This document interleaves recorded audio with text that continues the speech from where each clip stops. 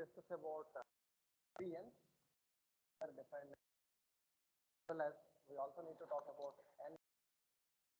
network.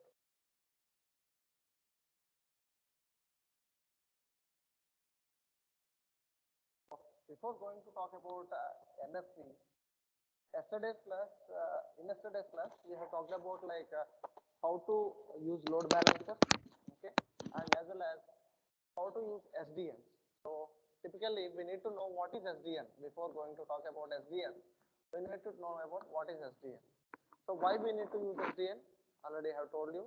So SDN is like a networking architecture, or otherwise we can say like this: software defined networking. Software defined networking. Why this software defined networking is to be used? Software defined networking is to be used because with the conventional networking devices, that is what we are using in our on-premises infrastructure environment. Whenever you are using some routers, maybe switches, maybe you have different network equipment. Okay, so whenever you are using these physical routers or switches, whatever you are using in your on-premises environment, there are some limitations or there are some disadvantages when we are going to use these routers and switches and all this network equipment whenever you are going for the on-premises infrastructure architecture. Why? What are the limitations and what are the disadvantages with these routers and these switches or maybe these network equipment scenarios? So where we are lagging off, whenever you are using these things, where we are lagging off, and why don't we use these equipment in cloud environment? Why we have to go for SDN? That is the scenario. Now, before going to SDN, before going to talk about SDN, we need to know about network equipment. How the network equipment will be there in on-premises infrastructure architecture, and moreover that we also need to know about how the conventional network equipment will work. So, in conventional network equipment architecture, we have different layers. The first layer is like specialized hardware layer. On top of it, we have some network operating system. Or otherwise we can call it as a firmware also. Firmware, F-I-R-M-W-A-R-E, firmware. You can call it as a firmware also. So on top of that, we can install our network applications. So now you may ask me, sir, what is the disadvantage in this? Of course, we have network applications which were inbuiltly installed in this particular, or maybe if you want to configure a new network, you can install via this interface. We have some APIs for this, and we can configure and install whatever the network you want to configure in your environment. So we are supporting this network operating system, and we have a specialized hardware. Then what are the disadvantages, sir? You may ask me. The thing is that if you have considered this equipment for your home purpose, it is okay. For your organization, which is a small workstation organization or maybe small workstations, I'm writing it as small workstations. It is okay, no problem, because you are for our college or for our environment or for our society, in our Vishnu Education Society, we are using only like a conventional network equipment architecture only, because we are having only maximum of 7 or 8 colleges. Okay, these 7 or 8 colleges consist of maybe 12,000 systems, maybe for example, assume like that. So networking 12,000 systems or maybe 5,000 systems or 10,000 systems or 15,000 systems are not that much matter for us, because we are networking only 12,000. But whenever you are going for a cloud, so I have told you, you need to virtualize the entire physical resources of your physical infrastructure. I have already told you that. So if suppose, if I consider AWS data center, for example, so how many physical systems are there in AWS data center, and on those physical systems, how many virtual machines are running on that particular physical systems. So can you imagine? So to network all these systems or VMs which were running on these physical machines, and to network all the physical machines which were running on in the on-premises infrastructure in the data center, how much equipment you need? That is a question. That is the first disadvantage.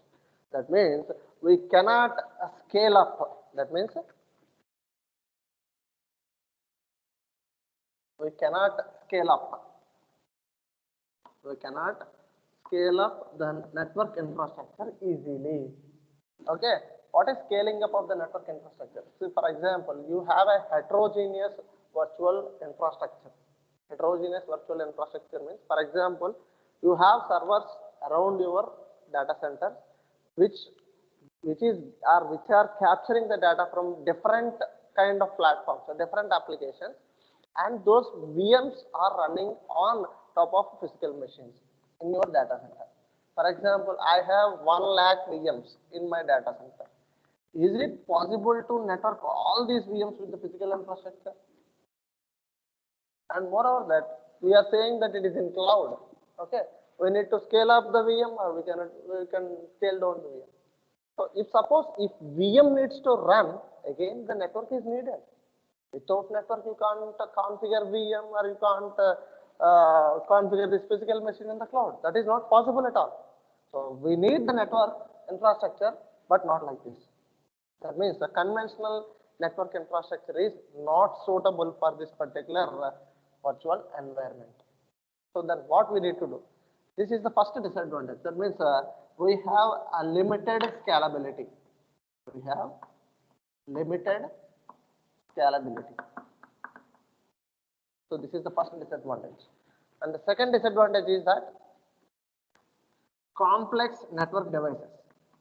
This particular thing, or this particular disadvantage is already explained to you in the earlier class. So what is this complex network devices? That means this is the typical network infrastructure architecture of a particular conventional network equipment. So if you have the equipment like this, we are saying that specialized hardware. What is this specialized hardware?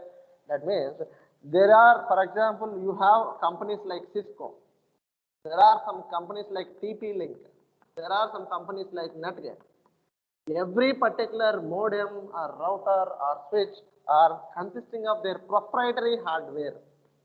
Proprietary means one hardware may or may not be supported with the interaction with the other particular hardware. So one particular TP-Link may not be supportable for some particular communication purpose, or some particular architecture it may not be suitable. Netgear may be suitable for a particular equipment or a particular protocol. Okay, so for every particular network equipment, we need a proprietary, or we are maintaining with some specialized hardware. But in cloud, it is not like that, because in cloud, interoperability issues comes. Interoperability issues comes. What are these interoperability issues? That means if you have a domain named as A, and you have another domain named as B, and if suppose if these two guys wants to collaborate with each other, so you need to have a collaborating platform which needs to be interacted with each other. That means a common underlying hardware is needed. A common underlying hardware. That means a flexible hardware support is needed for the cloud environment. If you need that flexible hardware, that is in terms of network infrastructure, so these conventional network architectures were not at all supported. So that is the major problem and complex.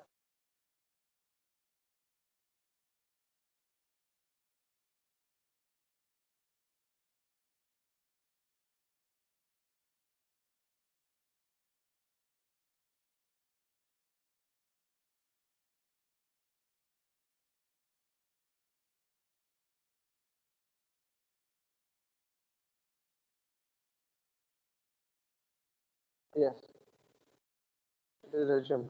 Okay, so some of the devices may be supported for some particular kind of protocols, and some of the devices may not be supported for some specific kind of protocols. So for that, if you want to support for any kind of protocol, so you need to have a flexible, seamless hardware. So that is needed. So for that, this particular complex network devices were not supportable as per your corresponding cloud point of view. And the third one is management overhead. Management overhead. For every network architecture or network infrastructure, there is a role called, a job role called in corporate offices called as a network manager. Network manager. So you have an administrator, that is a network administrator. On top of him, a manager will be there, network manager. So what this guy will do? This guy will do and provides the network to each and every particular person who wants to have or who is having the access to use that particular network on demandly in the corporate company.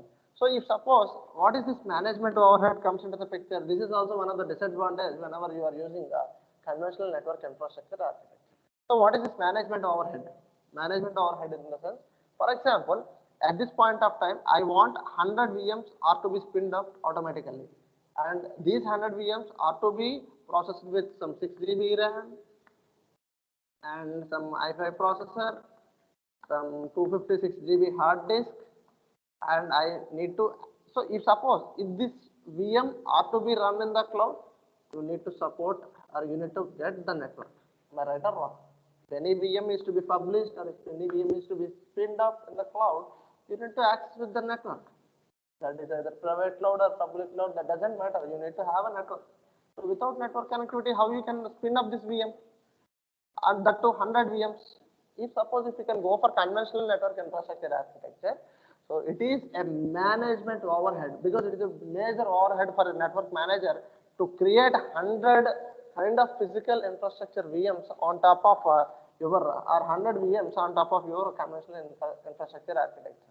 And moreover that these 100 VMs may not have the same operating system, same kind of configuration, maybe may or may not be. So if suppose if those guys are required with the different kinds of operating systems and different configurations, so then how is it possible for a particular network manager to spin the servers within span of minutes or span of seconds? So it is a huge headache for the network manager. Then what we need to do is we need a network which can separate your control plane to the data plane. Control plane to the data plane. So what is control plane in the network infrastructure architecture and what is data plane in the network infrastructure architecture? That we need to know. Okay. So if suppose already I have drawn the diagram for this particular scenario, these are all network applications. Okay. And this is some network operating system which is interacting with this particular specialized hardware. Specialized hardware. So in the conventional infrastructure architecture, this control plane, this is sorry, not control plane. This control plane is interacted with the data plane, or they are coupled with each other. They are coupled with each other. Okay. What is coupled with each other means this entire app world depends on the specialized hardware or maybe the control plane. This is called as a control plane, and this is called as a data plane. Okay. So what is control plane here? Control plane means which is responsible for your signaling, routing of packets. Okay, routing of packets, and moreover that yeah, for signaling and as well as for the routing of packets, control plane is needed. And what is the use of data plane? Data plane is to be used for your transportation of payload. What is that? Transportation of payload. What is payload? Whatever the message you want to transmit over a channel, so that particular message is called termed as here called as a payload. Okay. So now if you want to transport something, so that is responsible for the data plane, and how to be transmitted and which protocol you have to use, which protocol is to be used for forwarding of those packets, and how the signal have to be communicated to the next router, or maybe how the next node can be identified, and what are the routing tables will, how the routing tables will be maintained, all those things will be taken care of through control plane. Okay, so in conventional infrastructure architecture, the control plane and the data plane were coupled together. Those are depends on each other. So that what happens is, if suppose if any new particular application was deployed in this machine on this network infrastructure architecture, so some of the protocols which were specialized, which were proprietary to this particular network device, were not supportable to the corresponding application, then interoperability issues comes into the picture. Interoperability issues comes into the picture. So in order to avoid that, so these fellows who were developing the cloud environment, they want a different network infrastructure architecture. They want a different network infrastructure architecture. So what is that? That is called as SDN, software defined networking. Software defined networking, which is a kind of programming concept, So that means you can create or you can configure your network by managing some APIs. It is a kind of network architecture which is defined or which is programmable through some APIs, on which the network can be built on. So you may ask me, sir, how this, if suppose if I have written a code with this particular API, so I have written some code and I have to use this code to configure some VMs or configure some compute machines, or if I want to configure some storage service, how these can be helpful for me? Because you need some network, right? You need some network. On top of that network, if you want to, or if you wish to network, or if you wish to use the virtualization of resources on demandly, very easily, so that you need to have some software defined networking facility. Then only you can easily use or easily network or easily virtualize the resources which were there in the cloud. Okay, so for that we have again the different architecture for this SDN. So what SDN will do is, SDN will decouple your control plane from the data plane. SDN will decouple the control plane from the data plane. Already I have told you what are the responsibilities of control plane. Control plane is responsible for signaling, am I right? And routing and forwarding the packets. Of course, routing is also forwarding, no? So data plane is responsible for your transportation of payload. Okay, so now already I have told you the conventional network infrastructure equipment. So how the network equipment will be there? In the bottom layer we have specialized hardware. On top of that we have network operating system.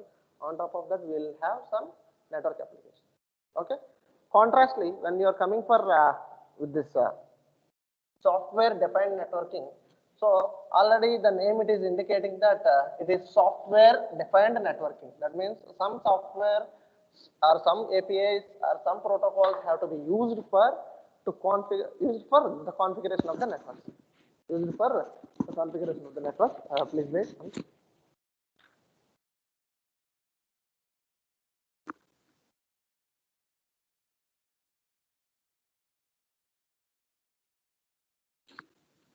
So the SDN network architecture will be like this.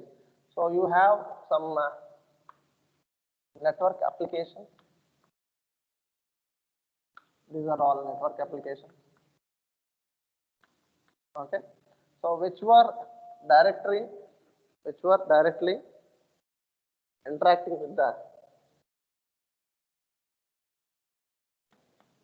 network operating system.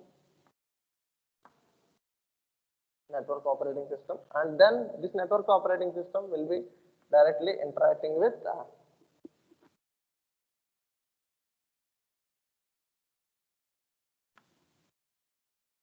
simple packet forwarding hardware.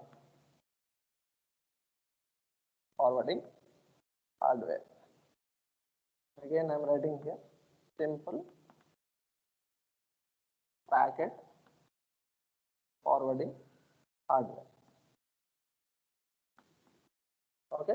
So here, so this particular plane is called as. Is this is right?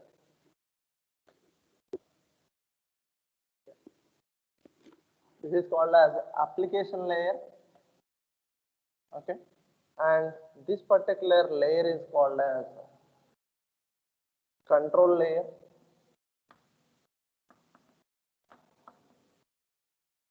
And this layer is called as, I think, data layer, right? Infrastructure layer. This layer is called as infrastructure layer.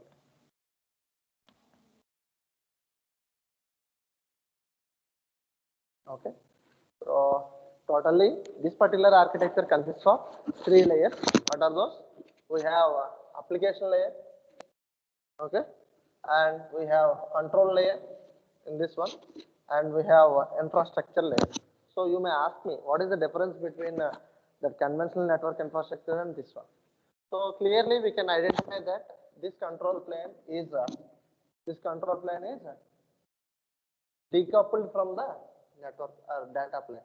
Control plane is totally decoupled from the data plane. And for example, if you can ask me, so you have network applications here. If you want to interact with this network operating system, we need an API. We need an API. So the API is called here is that we are calling it as northbound API. What is that? Northbound API.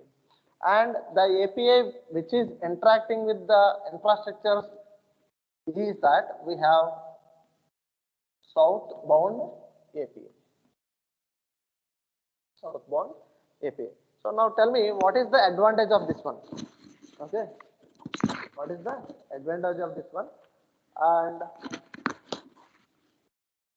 what is the advantage of this particular architecture? Means, so we have a centralized network controller.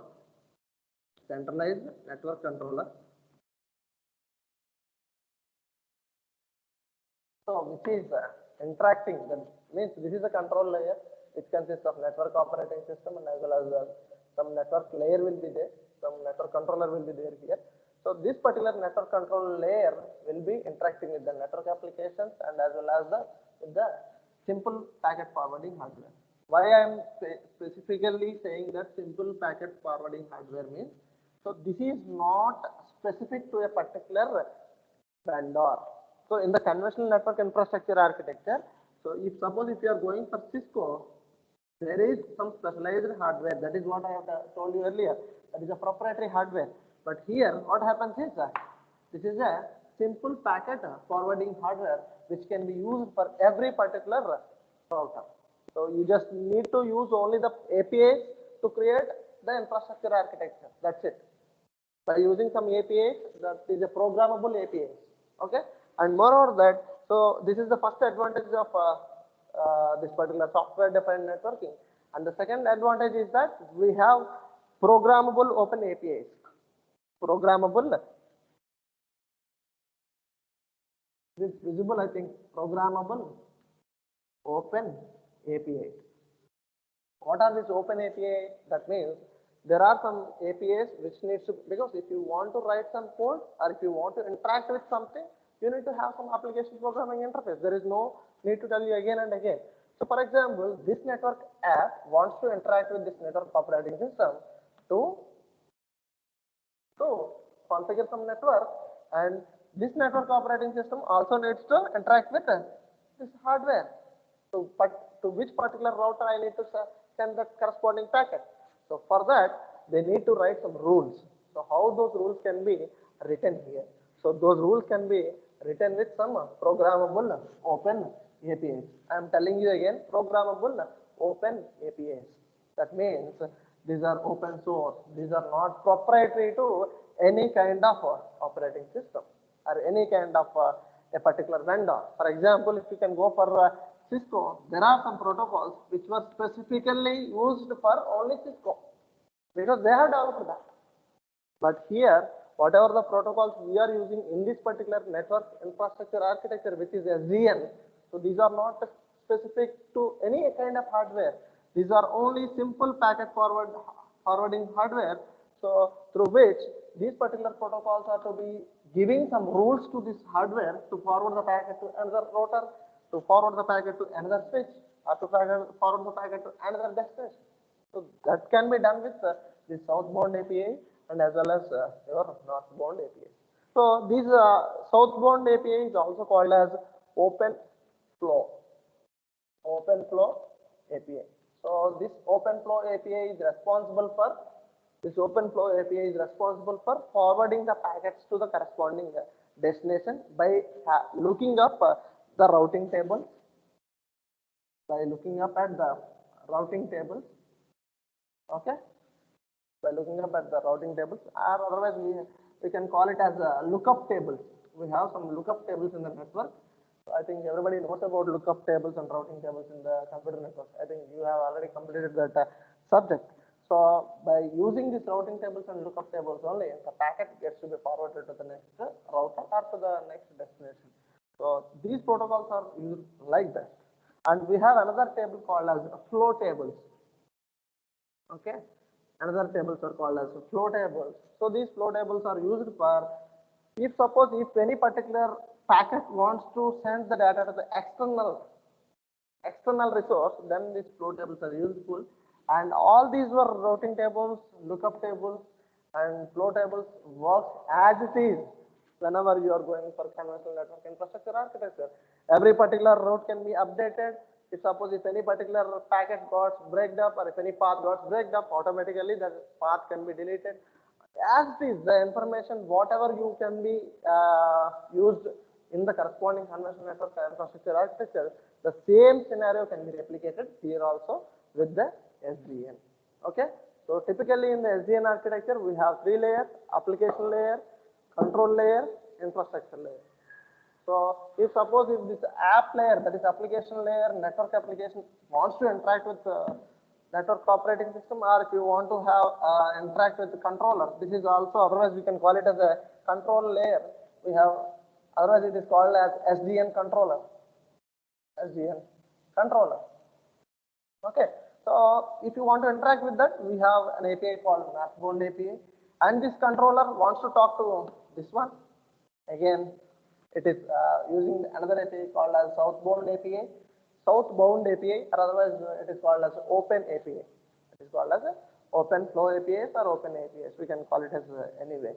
And moreover that, here the advantage is that the entire control layer is decoupled from the data plane, or the control plane got decoupled from the data plane. Sir, you are saying that it is decoupled. How it is decoupled? Because the underlying hardware is not being known to this particular guy. It is abstracted from the application layer. As in Java, we are saying that abstraction. Abstraction means you just need to use that particular scenario, but you don't know how it is got implemented in the backend. So you are driving a car, you know how to drive a car. Here I also know that how to configure a network, but how it is being virtualized and how it is configuring in the backend, I don't want it. I just need to use only the network, I can use it. I can use the configuration. I can configure my own network within a span of seconds by using some programming interfaces. That is possible through SDN. Okay, so all these were got virtualized. Am I right or wrong? Because if you are using software-defined networking, that means you are using it as a software to configure some network. So if that configuration of the network is to be done with the SDN, so on the underlying hardware, some resources have to be virtualized. Without having virtualization, these SDNs are not useful. Okay, so for that we have a concept called as NFV. Network function virtualization. function virtualization. I hope everybody understood about this SDN. So then, if suppose if you have any doubts, please let me know. Otherwise, then we'll go for the NFV, network function virtualization. Please let me know if suppose if you have any doubts.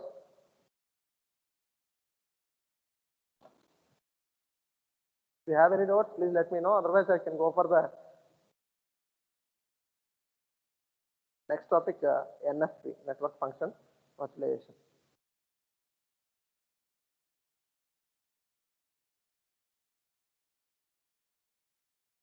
Anybody is having any doubts here, please.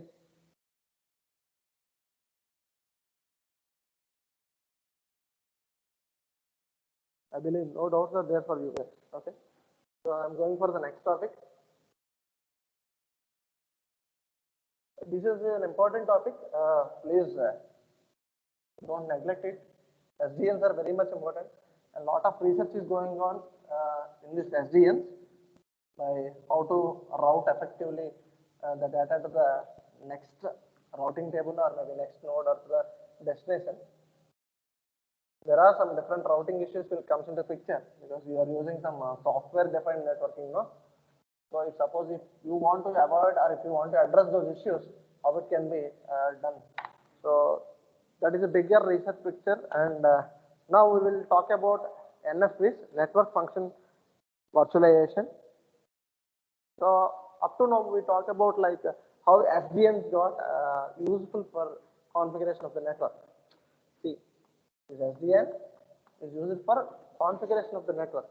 So now, if this SDN have to configure the network, okay, if this SDN wants to configure the network, you need to have some APIs, right? So if these APIs are to be interacting with some network infrastructure, am I right? Network infrastructure.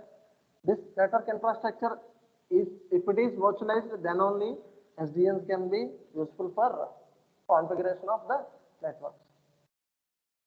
Are you getting my point or not? So, what is this NFV? Network function virtualization leverages. That means NFV leverages the services of virtualization of the network. Can be used for virtualization of the network. Virtualization of a network.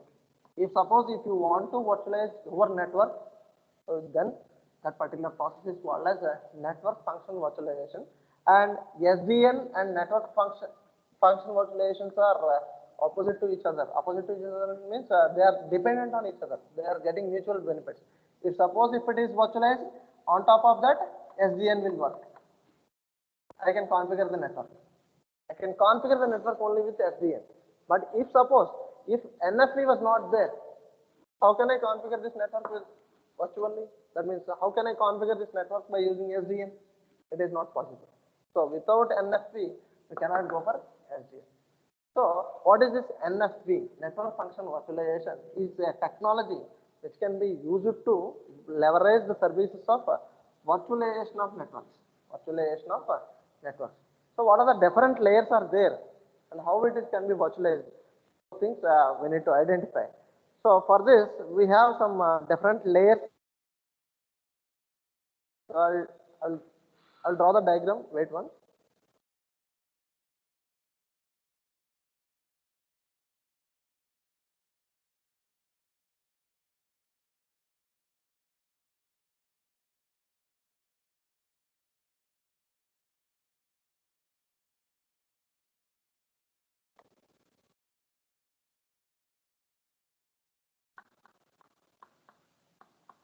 I have a diagram called virtual NFV.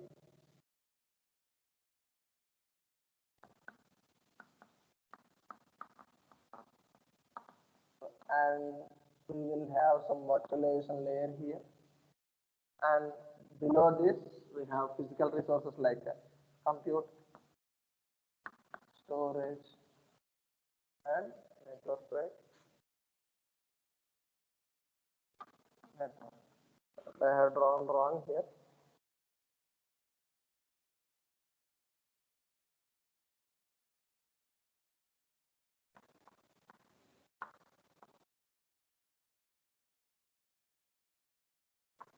compute, storage, and network. So these are the three components for any particular cloud platform. And on top of this, virtual network functions.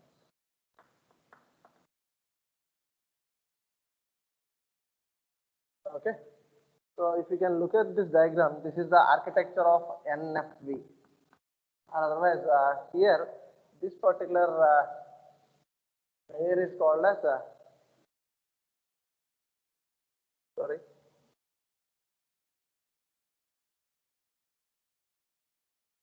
This layer is called as NFV infrastructure.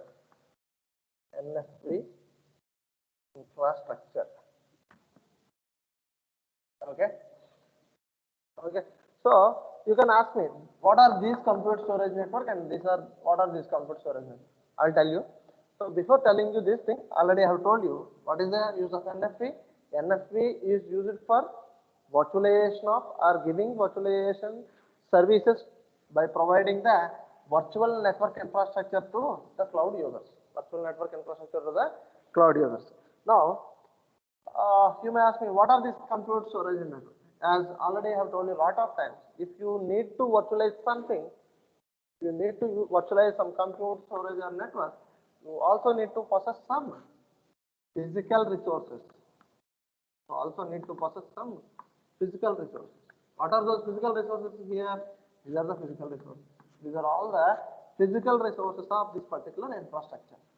Now what I am doing, I am virtualizing it. How it is can be virtualized? You need to have some hypervisor for this. I already told you a lot of times. We need to have some hypervisor.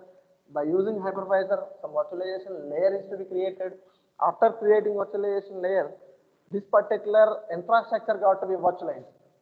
So compute can be virtualized, storage can be virtualized, and if suppose if network have to be virtualized, you need to use some the technique called as NFV, network functioning virtualization. Network functional virtualization.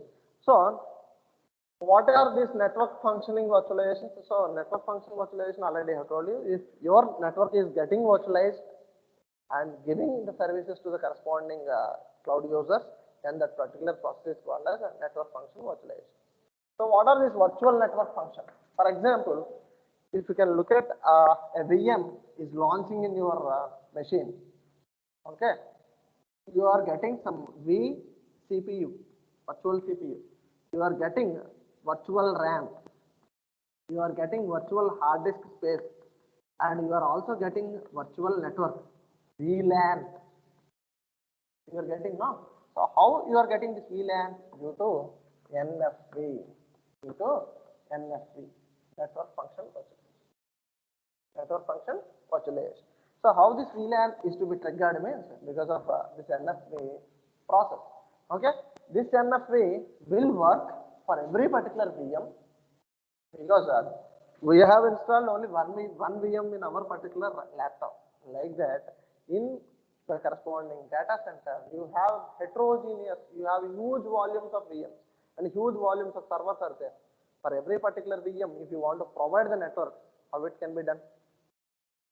So, for example, if you can go for AWS, AWS is also providing the network virtually. That is possible. So, how it can be done? You have to use a network function virtualization mechanism. Okay. So, if every particular physical resource or every particular physical network resource wants to provide the network to the virtual machine, is it possible to? Is it easy to provide the virtual machines? A lakhs and crores of virtual machines must be deployed on data centers. Is it possible for us to easily create and manage all the virtual machines by providing the virtual network directly without NFV? You can you provide directly from the physical resource? No, it is not possible. It is a huge headache for network management. So again, what you need to do? You have to go for virtualization. So again, the NFV comes into the picture. Got my point? So now you may get the clear picture that your network got virtualized. Okay. So if that network have to be used in my VM, how I can configure? Again, you require some software implementation. Okay. So if suppose what is this virtual network functions? This is a software implementation of your network. That is your virtualized network. This is a software implementation of your virtualized network. Okay. And on top of that, I can create my SDN, software defined network. This is also integrated in this. This is integrated on this, and then I can use this network, that is virtualized network, to configure your corresponding virtual networks on top of your physical machine. That is the use of NFTs. Okay, are you getting my point or not? And one more component is there in this NFV architecture here. That is, what is the component? NFV management. NFV management and orchestration. What is this component can do is that it can manage all the network function virtualization. That means how many networks were configured on top of this virtualized network resources, and what are the life cycles of that particular networks. See, for example, I have started a VM at 9 a.m. and I am using that VLAN, that is virtualized LAN, for up to 10 a.m. So whenever you are getting connected to that virtual network, so that means that life cycle of that network got started. And being you are using, if suppose at 10 a.m. you got stopped that VM or you have shut down that VM. That means that network infrastructure or that virtualized network got shut down. You are not using that. That means that life cycle means that starting or connecting to the network and disconnecting to that network. All those things can be managed by some network function virtualized management and orchestration component in your network infrastructure architecture. So this is the clear picture of network function virtualization. Network function virtualization is used for providing the virtual network services to the cloud users. This is a simple concept. On top of that, SDNs are there. SDNs means your software defined networking. That is your programmable APIs through which you can configure your network very easily, seamlessly with your like simple flexible hardware machine. Okay, so that is about your virtualized network function virtualization.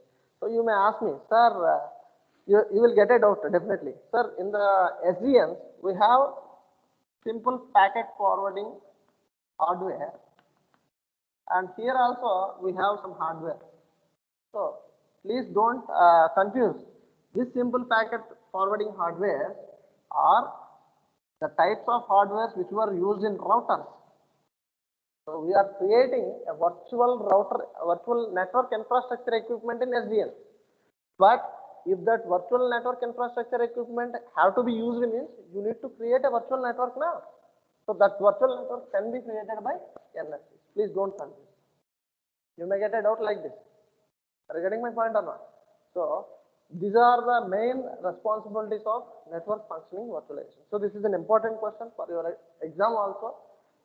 You may ask me, you may ask in the exam like this, define NFV, explain the roles and responsibilities of NFV in cloud computing. You may get a question like this. Okay. So tomorrow we will talk about different services like compute service, storage service, and there are some kind of other services are also there. So we will discuss about those things in the tomorrow's class. Thank you guys. If you have any doubts, please let me know. Otherwise, we can end the session.